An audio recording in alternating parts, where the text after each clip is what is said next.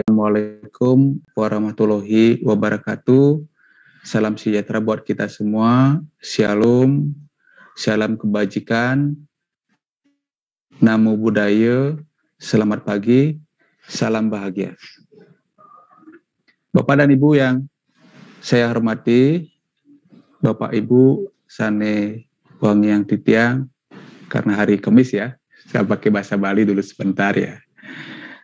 Bapak dan Ibu Sane banget Wangiang Titiang, para narasumber saking BPKAD, Bu Putu Winarti, kemudian dari inspektorat, dari kejaksaan, dari pajak juga ya, yang sudah hadir pada kesempatan pagi hari ini ya, Bapak dan Ibu dari pengawas, dari kepala sekolah SD dan SMP, serta para bendahara ya, yang Titiang hormati. Bapak dan Ibu yang Titiang hormati, pada pagi hari ini kita akan berdiskusi ya, terkait dengan Juknis BOS yang sudah dituangkan di dalam Permendikbud nomor 6 tahun 2021 ya. Tentu dari Bapak dan Ibu, kepala sekolah, bendahara, seringkali menyampaikan ya, usulan bagaimana kalau kita adakan kegiatan bedah Juknis BOS ya. Sehingga kita di tataran pelaksana BOS di tingkat satuan pendidikan, di tataran pelaksana BOS tingkat kabupaten juga memiliki kesamaan persepsi ya. Nah, oleh karena itu, mengingat situasi kita masih dalam kondisi pandemi ya, penerapan PPKM, maka pelaksanaan sosialisasi dan bedah Juknis kita laksanakan secara virtual ya. Nah, pada kesempatan hari ini juga kita mengundang tim manajemen BOS dari provinsi ya. Mungkin nanti Pak Catur yang sudah malang melintang ya di dalam pengelolaan BOS bisa memberikan paparan terkait hal-hal teknis mungkin yang masih perlu penjelasan secara lebih detail ya. Demikian juga dari keuangan menyangkut tentang belanja-belanja, pelaporannya, pencatatannya mungkin yang perlu nanti didiskusikan, nanti kita diskusikan pada forum ini. Oke. Oleh karena itu perkenankan kami share screen ya. Bapak dan Ibu yang Titiang hormati, pada pagi hari ini kita akan berdiskusi terkait dengan Permendikbud nomor 6 tahun 2021 tentang petunjuk teknis pengelolaan bantuan operasional sekolah reguler ya. Beberapa poin kebijakan yang akan kita bicarakan pada pagi hari ini meliputi 9 pokok kebijakan. Yang pertama, tujuan dana BOS itu sendiri, kemudian syarat dan kriteria penerima dana BOS, kemudian penetapan sekolah penerima, satuan biaya BOS untuk tahun 2021, kemudian penggunaannya untuk apa saja, kemudian bagaimana pelaporan, pengembalian dana, sisa dana, dan sanksi ya dalam penggunaan dana BOS. Nah, di dalam Permendikbud nomor 6 tahun 2021 ini tentu berdasarkan hasil rakor pengelolaan dana BOS dengan Kementerian Pendidikan yang dilaksanakan beberapa hari yang lalu, ada beberapa hal yang perlu kita cermati bersama sehingga di dalam pengelolaan dana BOS di tingkat satuan pendidikan, ya, Bapak dan Ibu kepala sekolah, kemudian para bendahara bisa melakukan pengelolaan dana BOS dengan memperhatikan manajemen berbasis sekolah. Ya. Nah, mengingat pembelajaran di tahun 2021 ini masih dalam situasi PPKM, tentu pos-pos pembiayaan yang kita biayai dari dana BOS juga harus menyesuaikan. Oke. Jadi dana BOS diperuntukkan untuk membantu biaya operasional sekolah yang belum terpenuhi oleh pemerintah daerah atau dari sumber lainnya. Nah, khusus untuk kita di Jemberana sebenarnya kita sebelum ada musibah pandemi COVID-19, di samping mengelola pos pembiayaan dari BOS reguler, juga sebenarnya memiliki pos anggaran dari BOSDA ya, khusus untuk kegiatan yang mendukung makan minum, kemudian untuk pembiayaan upacara ya. Namun karena kondisi pandemi, kemudian ada refocusing. Nah, pos anggaran yang dari BOSDA itu sementara dilakukan refocusing. Oleh karena itu, tentu perlu nanti dipikirkan bagaimana upaya-upaya kita membiayai pos-pos anggaran yang sebelumnya dibiayai dari dana BOSDA tersebut. Kemudian tujuan yang kedua tentunya adalah mendukung pemerataan akses layanan pendidikan.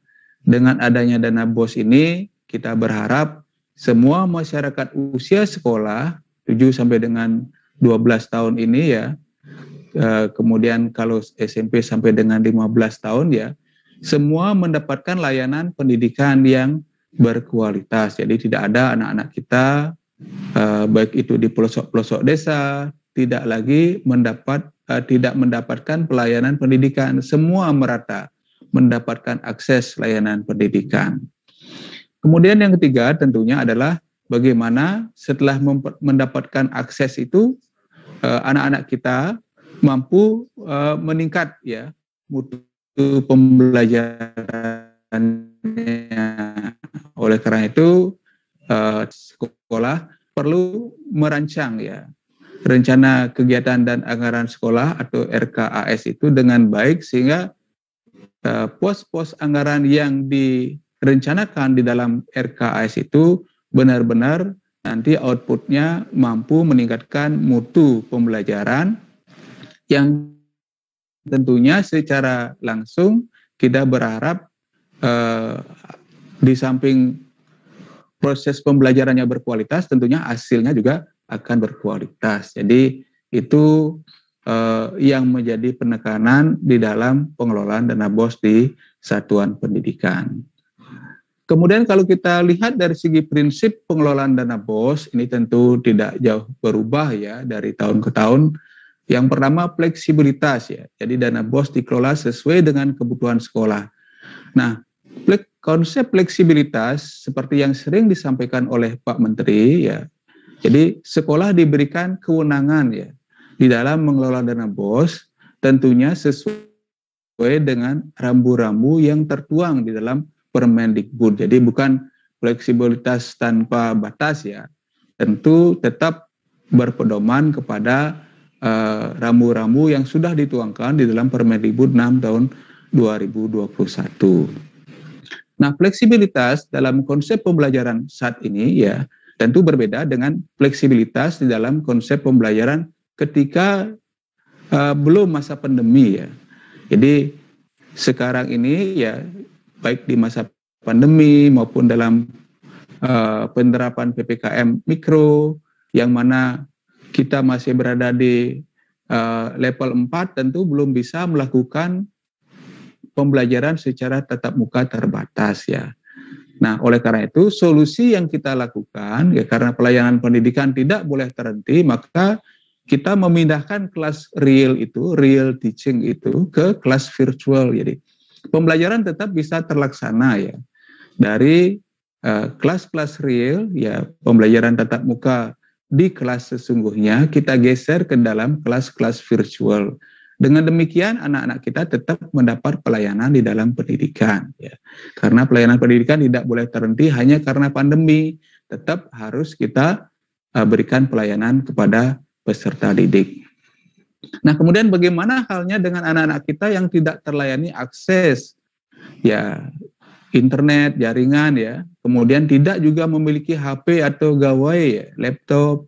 Nah, ini tentu kita sesuaikan juga fleksibilitasnya dengan mencetakkan modul sehingga penganggaran di dana BOS perlu dianggarkan biaya cetak untuk anak-anak kita yang tidak terlayani akses jaringan.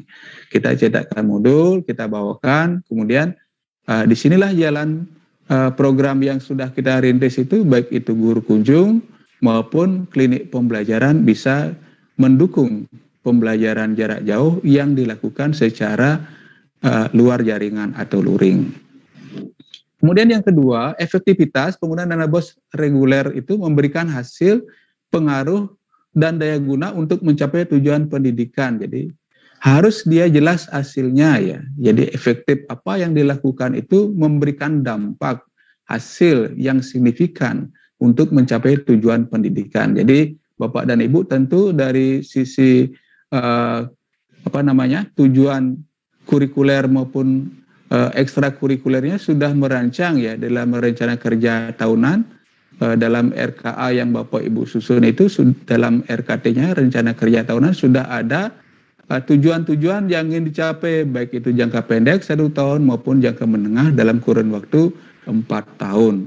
Jadi supaya jelas ini terukur, kegiatan yang dirancang dalam dana BOS memberikan hasil atau pengaruh yang signifikan dalam rangka mencapai tujuan pendidikan baik jangka pendek maupun jangka menengah.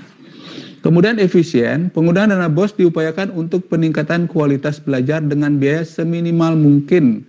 Jadi walaupun kita diberikan fleksibilitas, tentu konsep efisiensi itu tetap harus dipergunakan ya. Jadi kita berupaya menekan biaya seminimal mungkin dengan hasil yang optimal. Nah inilah perlunya nanti di dalam proses pengadaan barang dan jasa dilakukan pembanding, kemudian dilakukan negosiasi harga, sehingga tetap kita berupaya memperoleh harga yang seminimal mungkin ya dengan kualitas yang optimal. Jadi prinsip-prinsip itulah yang diterapkan di dalam prinsip pengelolaan yang bersifat efisien. Program tetap harus didasari regulasi, baik terkait regulasi penganggaran, regulasi pengadaan barang dan jasa. Nah, semua harus bisa kita pertanggungjawabkan karena kita menggunakan anggaran negara. Kemudian transparansi, pengelolaan dana BOS dikelola secara terbuka dan mengakomodir aspirasi kepentingan pemangku kebutuhan sekolah. Ya, jadi di dalam mengelola dana BOS yang dituangkan di dalam RKS, nah ini harus mengakomodasi. Oleh karena itu di dalam penyusunannya Bapak dan Ibu tentu sudah membuat rapat ya, rapat penyusunan RKS melibatkan para guru kalau di SD, melibatkan para wakabid di SMP ya, guru dan para wakabid, kemudian tata usaha, juga komite ya. Sehingga anggaran yang direncanakan itu benar-benar berbasis kebutuhan ya, dan juga sesuai dengan skala prioritas. Jadi seperti itu, dan ditempel ya di papan pengumuman sebagai salah satu wujud transparansi. Jadi siapa saja bisa membaca, bisa melihat apa sih yang dianggarkan dari pendapatan dana BOS di satuan pendidikan itu, berapa nilainya, untuk apa saja 8 standar itu, ya semua orang bisa melihat di papan pengumuman. Itu salah satu wujud dari transparansi yang dimaksud tadi. Kemudian syarat dan kriteria penerima BOS dapat kami sampaikan bahwa sesuai dengan amanat dari Permendikbud nomor 6 tahun 2021, yang pertama, sekolah wajib hukumnya melakukan pemutakhiran dapodik ya sesuai dengan kondisi real di sekolah sampai dengan batas waktu yang ditetapkan setiap tahun. Nah, sesuai dengan hasil rakor yang terakhir, update cut off dapodik per 31 Agustus 2021 ini akan digunakan sebagai dasar transfer dana BOS tahap 3 dan tahap 1, 2, dan 3 di tahun 2020. Oleh karena itu, kami wanti-wanti mengingatkan sekolah agar segera melakukan update dan sinkronisasi dapodik. Nah, syukur dari pengecekan yang kami lakukan, kami pantau seluruh SD dan SMP di Kabupaten Jemberana sudah melakukan sinkronisasi secara 100% ya, sudah tuntas. Sehingga dengan update dan sinkronisasi itu di tahap 3 semua sekolah sudah bisa menerima dana BOS transfer tahap 3 dan sebagai dasar juga nanti transfer dana BOS tahap 1, 2, dan 3 di tahun 2022. Yang kedua tentu memiliki NPSN yang terdata pada Dapodik ya sebagai salah satu persyaratan untuk menerima dana BOS ya. Kemudian izin operasional yang berlaku ini khusus untuk sekolah yang dilaksanakan oleh masyarakat ya. Juga kita ingatkan terus agar mengupdate ya Dapodiknya, karena kalau sampai tidak update tentu akan menjadi kendala di dalam penyaluran dana BOS. Kemudian memiliki jumlah peserta didik paling sedikit 60. Nah ini kondisi kita di lapangan ya, sebenarnya ada beberapa sekolah yang kondisinya di bawah 60 ya peserta didik, sehingga sekolah-sekolah tersebut apabila secara berturut-turut 3 tahun belum bisa memenuhi kapasitas 60 peserta didik, tentu akan diusulkan untuk dilakukan merger ya, sehingga bisa memenuhi persyaratan penerimaan dana BOS ya.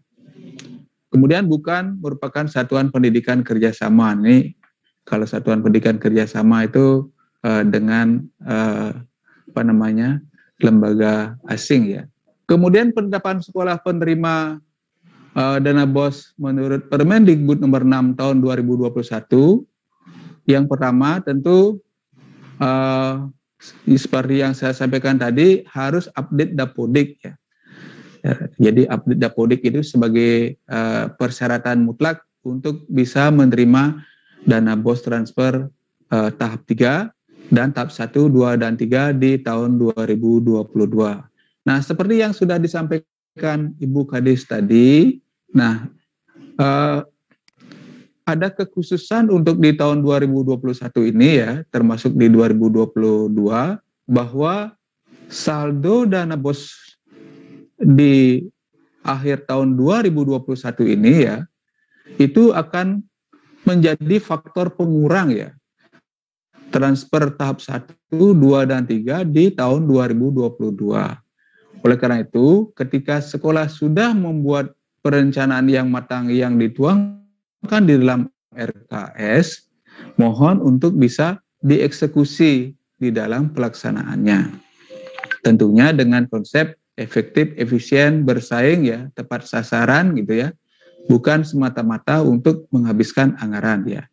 Jadi mohon untuk selalu dilakukan evaluasi, jangan sampai pemerintah sudah mentransfer anggaran ke rekening sekolah dari RKUN, kemudian sekolah tidak bisa melaksanakan, sehingga akan menjadi faktor pengurang ya. Itu ya. Nah, satuan biaya BOS 2021, nah ini sudah juga disampaikan tadi, SD menerima 1.140.000 per siswa per tahun, SMP 1.390.000, SMA 1.900.000, SMK ini khusus untuk Jemberana ya yang saya tayangkan sebesar 2.030.000 rupiah per siswa per tahun. Jadi mohon dana ini dimanfaatkan dengan sebaik-baiknya untuk mendukung proses pembelajaran sehingga seluruh peserta didik mendapat layanan pendidikan yang berkualitas dan juga untuk meningkatkan mutu pendidikan di Kabupaten Jemberana. Nah, terkait dengan situasi pada saat ini yang mana masih pemberlakuan PPKM, yang mana kegiatan-kegiatan tentu banyak yang dievaluasi, kami berharap teman-teman tetap bisa merancang kegiatan ya. Nah, cuma modalnya kita ubah ya dari luring atau tatap muka ke pola daring. Jadi bukan kegiatannya yang kita hilangkan, tidak. Kegiatannya tetap harus terlaksana, cuma mekanisme penyelenggaraannya kita sesuaikan dengan kondisi PPKM. Jadi kita lakukan secara virtual. Dengan demikian, proses pembelajaran, program-program kegiatan yang ada di satuan pendidikan tetap terlaksana meskipun masih dalam situasi pandemi. Nah, ini mekanisme penyalurannya sudah tadi dari RKUN langsung ke rekening sekolah ya. Nah, kemudian untuk apa saja komponen penggunaan dana BOS itu ya sudah diatur juga ya di dalam Permendikbud nomor 6 ya tahun 2021, baik itu menyangkut penerimaan peserta didik baru, jadi tidak ada lagi nanti sekolah yang memungut anggaran atau biaya dari orang tua untuk proses penerimaan peserta didik baru ya. Semuanya sudah dibiayai dari dana BOS. Demikian juga untuk pengembangan perpustakaan, baik itu untuk membeli buku-buku referensi, kemudian untuk membeli buku pegangan guru, baik yang bersifat cetak maupun digital ya, itu sudah diatur juga di dalam Juknis. Nanti Bapak dan Ibu mempedomani itu ya di dalam pelaksanaannya. Kemudian untuk kegiatan pembelajaran dan ekstrakurikuler ya. Jadi pembelajaran yang bersifat intrakurikuler maupun ekstrakurikuler ini silakan Bapak dan Ibu tentunya dengan meminta saran dan masukan dari para dewan guru ya, Bapak Ibu dewan guru, tentu apa yang menjadi kebutuhan untuk mendukung pembelajaran di kelas ya. Karena sekarang ini situasinya pembelajaran lebih banyak dilakukan secara itulah yang dianggarkan, seperti misalnya kalau memang perlu kuota internet ya, silakan dianggarkan. Kemudian kalau perlu apa lagi hal-hal yang mendukung pembelajaran ya, seperti misalnya apakah sekolah memerlukan tripod, memerlukan green screen, memerlukan kamera, tentu ini disesuaikan dengan kemampuan keuangan sekolah. Kalau di SMP rasanya mampu untuk melaksanakan sarana-sarana ini. Namun yang di SD tentu menyesuaikan ya dengan jumlah pagu anggaran yang diterima oleh sekolah. Demikian juga untuk mendukung pembelajaran, mudah-mudahan nanti segera bisa ke level 3 sehingga kita bisa pembelajaran tatap muka minimal 50%. Tentu memerlukan juga sarana pendukung seperti misalnya hand sanitizer, masker, apalagi pembersih. Nah, itu silakan disesuaikan dengan kebutuhan untuk mendukung pembelajaran. Kemudian kalau toh ada yang dilakukan secara luring perlu cetak modul juga silakan itu dilaksanakan di masing-masing satuan pendidikan ya. Kemudian untuk kegiatan ekstra ya, karena kita juga belum bisa nih melakukan kegiatan ekstra ya. Nah, silakan hal-hal yang memungkinkan ekstra itu dilakukan di rumah ya. Tentu apakah rekamannya yang dikirim ke sekolah agar dalam rangka untuk pembinaan jasmani peserta didik juga bisa tetap terlaksana. Kemudian kegiatan asesmen, evaluasi pembelajaran. Nah, karena sekarang juga tentu kegiatan asesmen lebih banyak dilakukan secara luring ya, secara daring ya.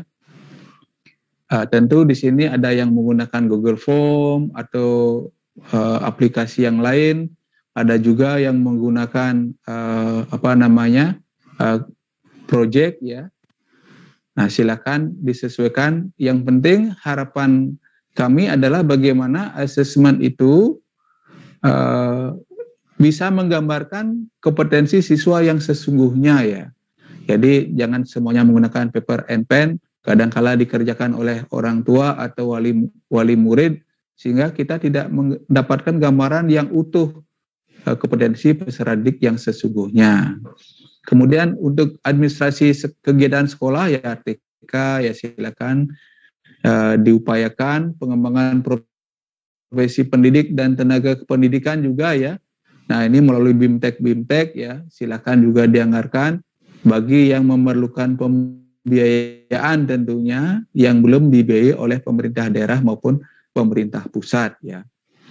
Kemudian langganan daya dan jasa ya, internet, listrik, ya air, pembelian sarana dan prasarana sekolah tentunya dalam hal ini adalah yang tergolong rusak ringan ya, silakan dilakukan pemeliharaan atau perbaikan ya. Kalau ada genteng yang pecah, jangan dibiarkan sampai plafonnya jebol ya. Itu segera diperbaiki. Oleh karena itu pagi-pagi Bapak Ibu Kepala Sekolah cek lingkungan, cek kondisi sekolah. Kalau ada genteng yang patah, yang bocor, segera dicarikan tukang ya untuk diperbaiki. Kemudian tembok-tembok yang perlu segera dicat, lakukan pengecatan ya. Jangan sampai dananya masih ada saldo, kemudian sekolahnya terlihat kumuh. Nah, jangan sampai seperti itu. Jadi optimalkanlah pemanfaatan dana BOS itu untuk mendukung kinerja sekolah. Kemudian penyediaan alat-alat multimedia pembelajaran. Nah, karena ini kita belajar di musim pandemi banyak memerlukan multimedia ya. Nah, silakan juga Bapak Ibu menganggarkan ya. Kemudian pembayaran honor juga nih untuk yang ungu, untuk SMK ya, PKL. Nah, untuk pembayaran honor bagi guru-guru honor BOS yang sudah tercatat di Dapodik ya, tentunya silakan juga dilakukan sesuai dengan ketentuan yang ada. Nah, prinsip penggunaan dana BOS tentunya mendukung konsep merdeka belajar ya. Penggunaan dana BOS disusun sesuai dengan kebutuhan sekolah termasuk penanganan COVID ya, sudah saya sampaikan tadi, pembelajaran tatap muka maupun pembelajaran dari rumah ya, BDR ya. Bersifat tidak kaku dan tidak mengikat ya, sesuaikan dengan kebutuhan ya. Kalau memang itu diperlukan ya silakan. Kemudian untuk honor maksimal 50% ya. Kemudian pengelolaan dengan manajemen berbasis sekolah. Libatkanlah para guru, libatkan tenaga administrasi, libatkan komite di dalam merancang, kemudian di dalam melaksanakan, tentu juga di dalam pelaporannya. Sehingga konsep pengelolaan dana BOS untuk melakukan inovasi-inovasi, kemudian kreativitas secara mandiri, tetap memperhatikan prinsip-prinsip efisiensi, efektivitas, akuntabilitas, dan transparansi. Ya. Nah, tata cara pengelolaan dana BOS dapat kami sampaikan bahwa dana BOS itu tetap harus kita kelola dengan menerapkan prinsip MBS sesuai kebutuhan sekolah. Perencanaannya mengacu pada evaluasi diri sekolah ya. Bapak dan Ibu setiap tahun sudah melakukan evaluasi diri, mana komponen-komponen yang dari 8 standar itu yang masih rendah ya capaiannya, perlu diberikan penganggaran secara skala prioritas ya. Jadi penggunaan dana sesuai dengan skala prioritas sekolah, kemudian hanya digunakan untuk peningkatan layanan pendidikan sesuai komponen ya yang tertuang di dalam Juknis, kemudian penggunaan dana berdasarkan kesepakatan bersama komite sekolah dan hasil kesepakatan dituangkan dalam berita acara rapat ya. Seperti itu Bapak dan Ibu yang harus kita perhatikan ya. Nah, ini tentu hal yang sudah sering ya saya sampaikan ya, hanya sifatnya mengingatkan kembali agar manajemen tata kelola BOS di satuan pendidikan benar-benar bisa dipertanggungjawabkan ya. Nah, kemudian pelaporan dan pengembalian dana ya. Nah, seperti tadi juga sudah disampaikan ya, tahap 1, pelaporan tahap 1 menjadi persyaratan penyaluran dana tahap 3 tahun berjalan ya. Tahap 2 menjadi persyaratan penyaluran dana tahap 1 tahun berikutnya, dan tahap 3 menjadi persyaratan penyaluran tahap 2 tahun berikutnya. Nah, oleh karena itu mohon untuk selalu tertib administrasi ya di dalam pelaporan. Jangan sampai kita terlambat di dalam melaporkan ya, supaya pelaporan itu tidak menjadi penghambat di dalam penyaluran dana tahap berikutnya. Ya. Kemudian pengembalian dana ya. Pengembalian dana BOS reguler diberlakukan bagi sekolah yang dengan memiliki ketentuan yang memang menolak dana BOS reguler setelah dana BOS reguler disalurkan. Nah, kita di Jemberana tidak ada yang menolak ya. Kita malah sangat memerlukan. Kemudian sekolah itu tutup atau merger setelah dana BOS reguler disalurkan. Nah, ini kemarin ada beberapa sekolah ya yang swasta yang tutup Nah, itu sudah kita suruh kembalikan dana bosnya, sisa dana bosnya ke rekening negara ya. Kemudian sanksi ya, sekolah yang ditetapkan penerima dana bos reguler dan atau tidak menerima dana bos reguler, maka bagi sekolah yang diserahkan oleh pemerintah daerah, biaya operasionalnya wajib menjadi tanggung jawab pemerintah daerah. Oleh karena itu, Bapak dan Ibu tetap harus mengikuti prosedur ya, jangan sampai tidak update, tidak sinkron. Nah, ini akan menjadi beban daerah ya. Oleh karena itu, saya wanti-wanti mengingatkan bagi yang belum sinkron, bagi yang ada permasalahan, mohon selalu berkoordinasi dengan operator yang ada di dinas ya. Kemudian bagi sekolah yang diselenggarakan oleh masyarakat akan menjadi beban tanggung jawab dari yayasan, gitu ya. Nah, ini sudah saya sampaikan tadi, yang selalu kami ingin tekankan bahwa mohon dilakukan manajemen pengelolaan dana BOS dengan baik. Jangan sampai sisa dana BOS tahun 2021 yang ada di rekening sekolah itu nanti menjadi pengurang nilai transfer dana BOS tahap 1, 2, dan 3 tahun 2022 ya. Jadi optimalkan dengan baik ya, program-program mana yang belum terbiayai mohon dibiayai ya, sehingga proses pembelajaran dapat berjalan dengan baik dan anak-anak semua terlayani di dalam belajar ya. Demikian kiranya yang bisa saya sampaikan, Bapak dan Ibu, kurang lebihnya mohon maaf. Nanti akan ada juga narasumber lainnya, tentunya akan memberikan penjelasan baik dari perpajakan, dari BPKAD, dari kejaksaan, juga dari tim BOS provinsi ya. Mungkin nanti bisa kita berdiskusi secara intens ya terhadap hal-hal yang memang perlu untuk kita diskusikan. Demikian, kurang lebihnya kami mohon maaf. Kami akhiri dengan Pramo Santi. Om Santi Santi Santi Om. Selamat pagi. Waktu kami kembalikan. Terima kasih atas waktunya. Langsung saja yang ingin saya tanyakan. Nah, nanti kan untuk anggaran tahun 2022, kalau ada sisa dana di 2021 itu akan dijadikan bahan pengurang. Nah, yang jadi pertanyaan ataupun masalah bagi kami yang jumlahnya terbatas, untuk pencairan dana BOS itu kan biasanya di bulan Maret, Pak. Nah, untuk itu kami perlu menyiapkan dana untuk pembayaran rekening di bulan Januari dan Februari. Nah, dana itu tentunya kalau kami anggarkan akan menjadi pengurang. Nah, itu yang pertama. Yang kedua, mengenai adanya laporan terkait laporan yang diminta oleh BOS itu kan dilaporkan secara online. Nah, sedangkan untuk pencairannya kami di sekolah itu ada batasan pagu yang diberikan. Nah, pagu yang diberikan juga tidak sesuai dengan keadaan kami saat ini. Nah, misalkan di sekolah kami yang seharusnya menerima dana 96 juta, sedangkan di pagu daerah itu kami hanya diperbolehkan belanja berdasarkan dana sebesar 68 juta. Jadi sangat banyak sekali bagi kami selisih dana tersebut, sehingga kami tidak bisa membelanjakan, padahal dananya masih, tapi belum bisa kami gunakan, sehingga kami harus menunggu katanya anggaran perubahan. Jadi nanti kami takutnya di akhir-akhir setelah perubahan sampai saat ini kan belum juga Pak. Nah, takutnya kami kelabakan belanja di akhir nanti seperti itu. Nah, biasanya juga di bulan Desember kan kita nutup bukunya tidak sampai akhir bulan tersebut. Demikian Pak Kabid. Terima kasih atas waktunya. Pak Putu ya, dari SD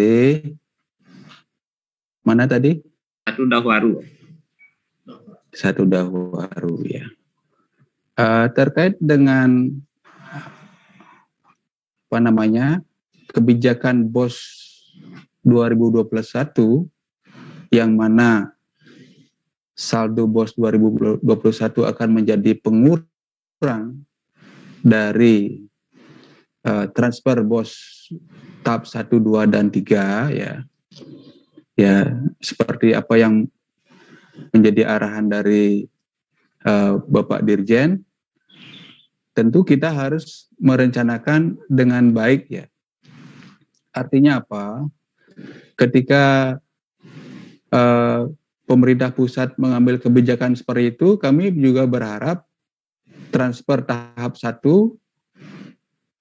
tidak molor, gitu ya, sehingga tidak akan menghambat proses pembiayaan yang ada di satuan pendidikan. Kemudian kalau toh memang ada saldo, kan, misalnya kan kita jaga-jaga nih, ya kalau memang lancar nanti di awal tahun sudah terbit kan begitu. Tentu saldo itu kan masih mengendap di rekening sekolah. Artinya sekolah kan masih pegang anggaran untuk membiayai kegiatan-kegiatan yang diprogramkan di awal tahun sambil menunggu terbitnya transfer tahap 1 ya.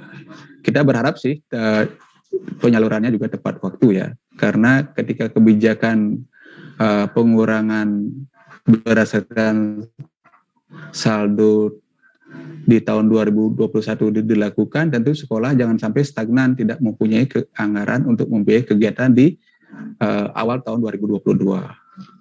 Nah, kemudian bagaimana halnya dengan Pagu ya? Nah, ini kami sudah bersurat kemarin secara resmi ya ke BPKAD juga, ke Bapeda untuk menyamakan persepsi ya. Karena kemarin penganggarannya kan menggunakan Pagu RPJM. Nah, karena dana BOS ini merupakan dana DAK ya, khususnya DAK non-fisik, kami berharap pencatatannya juga bisa dilakukan sama dengan dana DAK fisik begitu.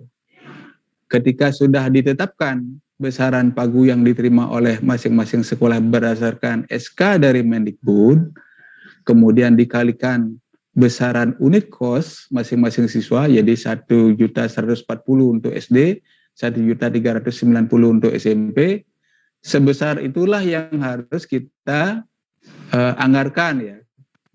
Nanti mungkin dari BPKAD bisa menyempurnakan lagi. Bagaimana kalau ada perbedaan, tentu apa yang sudah diprogramkan di dalam Pagu RPJMD itu harus segera kita lakukan penyesuaian ya. Tentu dengan dasar surat keputusan yang diterbitkan oleh Kemdikbud sebagai dasar agar dilakukan penyesuaian penganggaran agar penganggaran dana BOS sama dengan jumlah transfer yang ditetapkan oleh kementerian. Dengan demikian akan nyambung antara penerimaan dengan perencanaan. Sehingga nanti kalau pada saat audit juga nyambung, balance angkanya seperti itu. Selama ini kan sering terjadi selisih, tetapi selisih itu kemarin dicatatkan di catal istilahnya ya, catatan atas laporan realisasi keuangan seperti itu. Pak Putu ya. Iya Pak. Masih ada lagi? Niki lagi sedikit Pak. Nah, untuk saat ini yang dana yang dari pusat kan masih, tetapi karena seperti tadi yang disampaikan bahwa karena kami pagunya terbatas, sehingga kami saat ini tidak bisa belanja seperti ini kok. Padahal dananya masih untuk yang dari pusat. Apa bisa kami gunakan untuk keperluan kami yang sangat mendesak?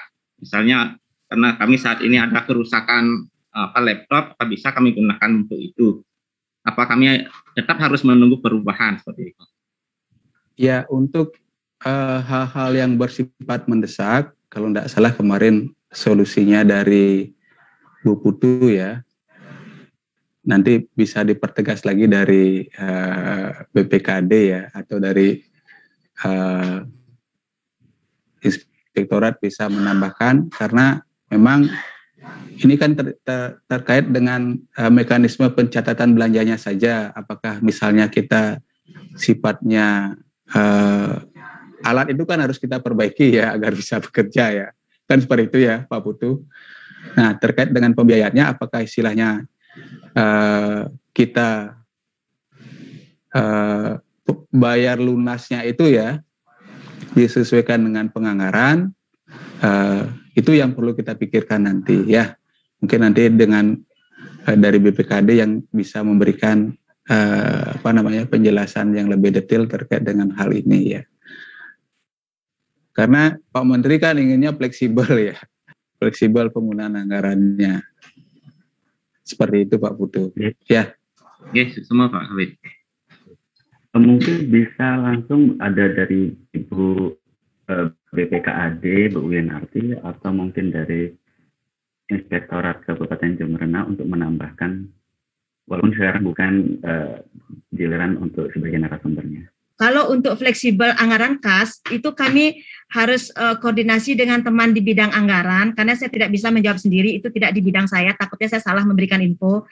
Itu akan saya konsultasikan ke teman di bidang anggaran, apakah boleh anggaran kas itu dirubah di perjalanan atau nunggu perubahan APBD, seperti itu ya. Nah, kalaupun nanti seperti tadi Pak Kabid, Pak Manwenten sudah sampaikan, kalau anggaran sudah ada, tapi anggaran kas belum terpasang, nah itu memang jalan keluar seperti jurus pamungkas ya, jalan terakhir kalau memang terpaksa harus dikeluarkan karena mengganggu aktivitas belajar mengajar mungkin, memang silahkan diservis dengan pembayaran yang ditunda sampai dengan anggaran kas tersedia, seperti itu. Itu jalan terakhir.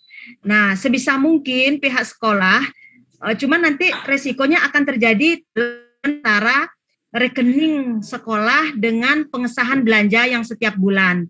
Di situ nanti akan pengaruhnya.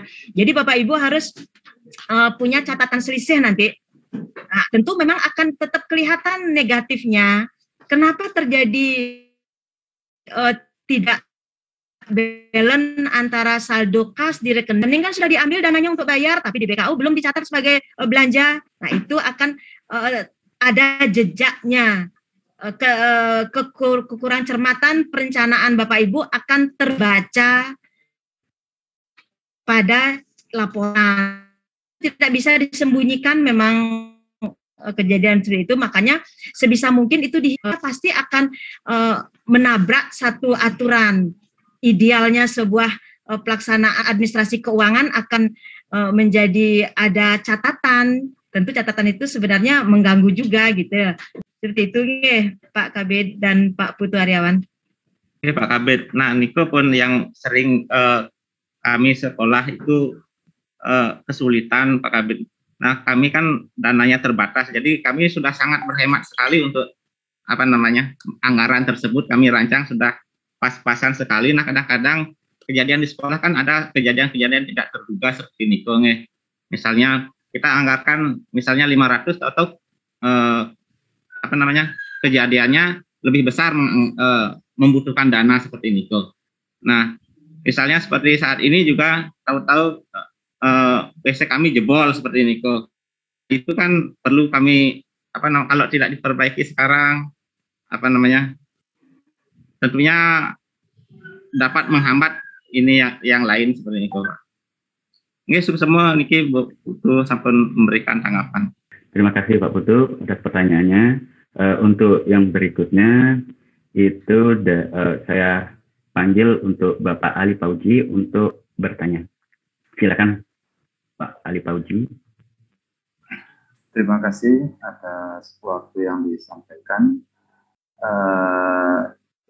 Ada beberapa hal yang ingin saya tanyakan. Pertama,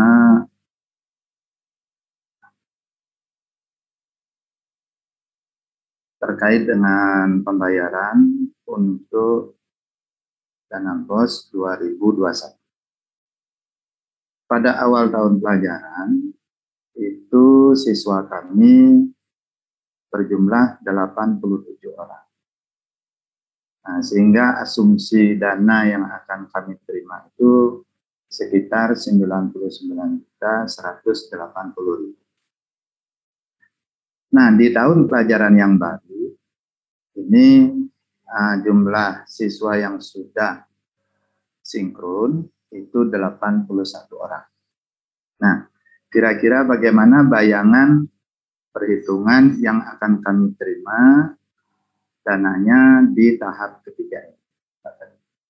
Jadi itu mohon penjelasan kira-kira apakah yang tahap ketiga ini saja prosentasenya 30%-nya yang dikurangi atau bagaimana? Itu yang pertama. Kemudian yang kedua, terkait saldo pengurangan, terkait saldo 2021 akan menjadi pengurangan di tahun 2022. Yang saya tanyakan itu, RKAS kita di tahun 2021 adalah dana pembayaran 2021 dan saldo tahun kemarin. Nah, kebetulan di sekolah saya itu ada saldo 3 juta. Jadi kalau ditambah dana sementara perhitungan awal tahun 2021 99 juta, maka dana yang kita kelola adalah 102 juta. Yang saya tanyakan kekurangan saldo tahun 2021 nanti yang akan menjadi pengurang itu adalah saldo tahun anggaran 2021 atau saldo yang kami kelola 2021 ditambah saldo tahun kemarin yang 3 juta itu juga. Itu saja. Terima kasih.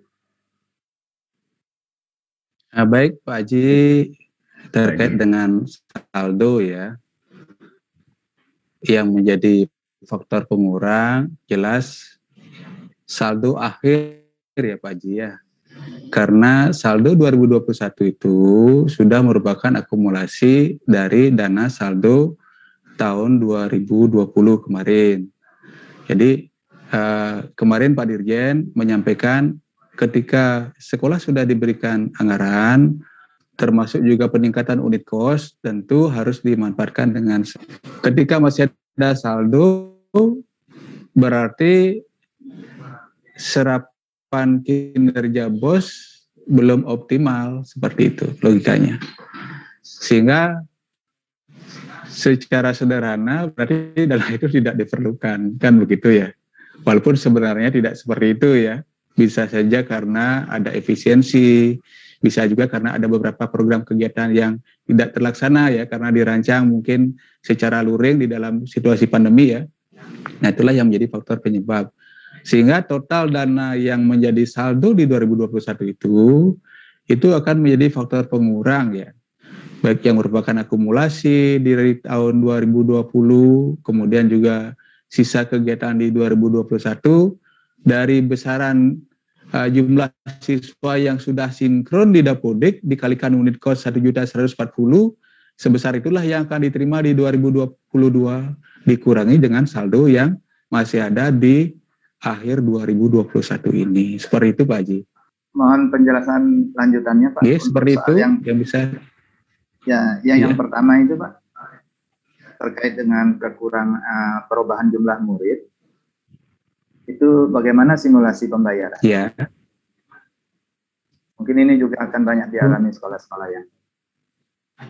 Ya, terkait dengan jumlah murid ya, tentu hasil sinkron yang terakhir itulah yang dijadikan pedoman ya, cut off per 31 ya, dikalikan persentase ya. Jadi tahap 1 sudah diterima, tahap 2, kemudian tahap ketiga, karena cut off yang dipakai sebagai dasar adalah 31 Agustus, tentu jumlah siswa itulah yang dikalikan persentase, dikalikan unit kos, seperti itu. Oke. Ya, terima kasih Pak. Pertanyaan berikutnya yaitu dari Ibu Gusti Trisnawati, silakan untuk bertanya. Baik, terima kasih atas waktunya.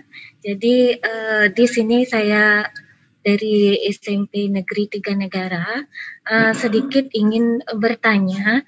Jadi untuk penggunaan dana BOS itu fleksibilitas penggunaan dana BOS sesuai dengan kebutuhan sekolah, kan seperti itu Bapak.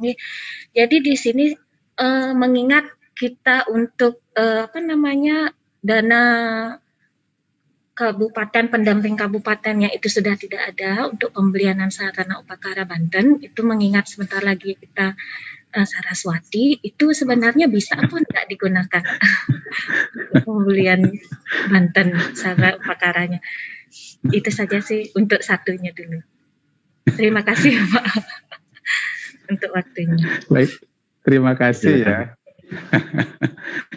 Pak Catur juga ada di sini nih, nanti bisa ditambahkan ya Pak Catur. Nah ini banyak menjadi pertanyaan ya dari teman-teman pengelola BOS sekolah di SD ya. Nah karena kemarin kita kan menganggarkan dari BOSDA ya, APBD ya untuk beli Banten ya. Nah karena itu direfocusing terus ke sekolah kan kemarin masih bisa melalui pendapatan hasil sekolah melalui pendapatan kantin ya. Nah, karena anak-anak tidak sekolah, jelas kantin tidak beroperasi sehingga pendapatan hasil sekolah kan tidak ada ya. Jadi terkendala juga di dalam pembiayaan untuk belanja upakara. Nah, kemarin dari hasil diskusi secara tidak resmi ya dengan teman-teman koordinator BOS ya, kiranya bisa dimasukkan di belanja alat praktik ya, kegiatan siswa ya, misalnya yang terkait dengan kegiatan keagamaan ya. Kita tentu ada kegiatan ekstrakurikuler, membuat Banten, upakara, nah itu bisa dimasukkan di pos pembiayaan pembelian bahan atau alat praktik siswa ya, sehingga ketika anak-anak sudah praktik membuat misalnya Banten Pejati, membuat Canang Sari, apalagi itu ya membuat Prani begitu, itu semua akhirnya hasil dari praktik itu kan bisa kita persembahkan ya untuk mendukung kegiatan upakara ya Saraswati. Nah kemudian tentu yang lain kan itu tidak cukup ya. Nah karena kita juga sebagai umat ya mencari rezeki dari sekolah ya, tentu kita juga perlu mempunyai ya. Nah silakanlah disambungkan ya untuk menutupi pos penganggaran itu ya, karena kita sebagai umat mempunyai juga untuk nyundul ya kegiatan upakara itu. Tapi untuk bahan-bahan yang diperlukan bisa dianggarkan dari kegiatan praktik ya, ekstrakurikuler, majejahitan, khususnya untuk mapel agama Hindu ya, itu bisa kiranya mendukung untuk pelaksanaan kegiatan Saraswati. Begitu Bu Gusti Trisnawati, terima kasih. Oke, terima kasih Pak Kabid. Nah, satu lagi Pak ya, untuk pembayaran honor guru. Nah, di sini kebetulan kami banyak sekali, ada 5 guru yang baru. Nah, di sini untuk ketentuan pemberian honor itu kepada guru itu kan ada syaratnya, Pak ya. Jadi harus tercatat dalam Dapodik, lalu memiliki NUPTK. Nah, di sini mereka sudah terdata dalam Dapodik tapi belum memiliki NUPTK. Nah, NUPTK ini didapatkan biasanya harus ada pengabdian kalau tidak salah 2 tahun. Jadi kami kesulitan untuk pembayaran honor guru tersebut, gitu Pak. Bagaimana solusinya? Terima kasih Pak. Nah, baik, permasalahan ini sebenarnya sudah sempat kami sampaikan di dalam rakor yang mana Permendikbud dana BOS sebelumnya itu mempersyaratkan guru tercatat di Dapodik per 31 Desember 2019. Kami juga sudah sering sampaikan di dalam rakor, mungkin Pak Catur ada bisa memperkuat. Saya sampaikan juga ketika Pak Menteri menyampaikan apakah kebijakan dana BOS itu sudah dirasakan oleh guru-guru honor, saya jawab belum. Kenapa? Karena Juknis BOS mewajibkan guru tercatat di Dapodik per 31 Desember 2019. Nah, bagaimana kalau ada guru yang pensiun, meninggal dunia, kan harus digantikan. Karena pembelajaran kan tidak boleh vakum. Nah, ini perlu solusi. Karena selama ini kan sekolah mengupayakan dari pendapatan hasil sekolah. Karena kalau menggunakan dana BOS tentu kita harus taat pada regulasinya. Tercatat di Dapodik per 31 Desember 2019. Seperti itu, mudah-mudahan nanti dengan kebijakan Merdeka Belajar ini menjadi pertimbangan ya, karena harus kita suarakan ya ke kementerian ya. Kalau dulu kan kita diundang nih daerah untuk merumuskan Juknis ya, sehingga kendala-kendala yang ada di lapangan itu terakomodasi di dalam penyusunan Juknis.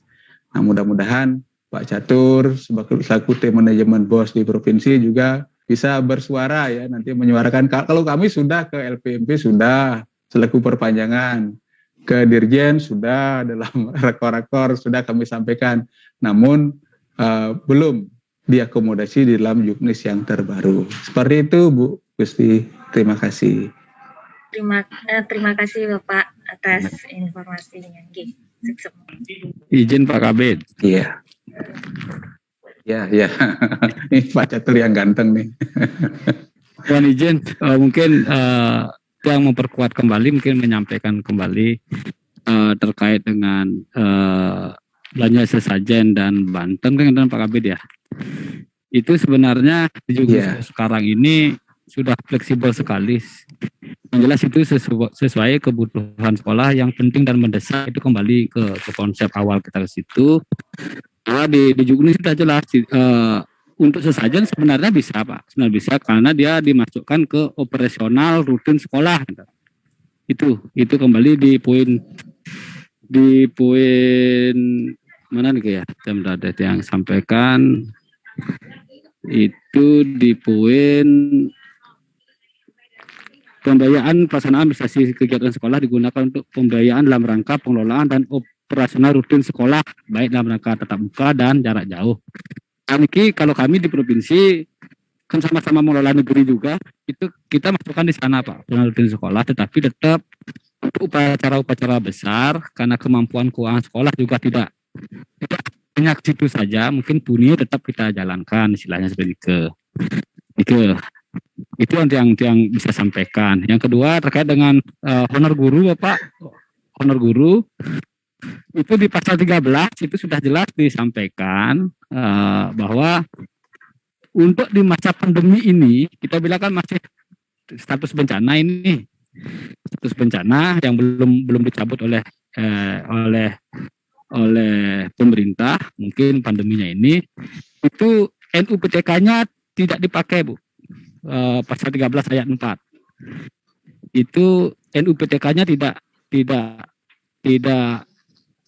tercantum di sana, sehingga yang bisa dibayar honor untuk guru adalah berstatus bukan ASN, tercatat pada Dapode, belum mendapatkan tunjangan profesi, melaksanakan proses pembelajaran secara tatap muka dan pembelajaran jarak jauh. Tetapi jika sudah dicabut, seandainya nanti pandemi ini menjadi endemi dan dicabut oleh pemerintah baik pemerintah pusat atau daerah, kembali dia ke pasal 13 ayat 2, berarti baru harus memiliki NUPTK. Nah, itu yang mungkin bisa yang tambahkan Pak Kabid terkait penjelasan honor guru dan Banten semua. Ya, terima kasih Pak Catur atas tambahannya, tanggapannya. Terima kasih. Saya rasa untuk pertanyaan pada sesi dari tim manajemen Kabupaten Jembrana, saya rasa sudah berakhir. Terima kasih kepada Bapak Nyaman Mentan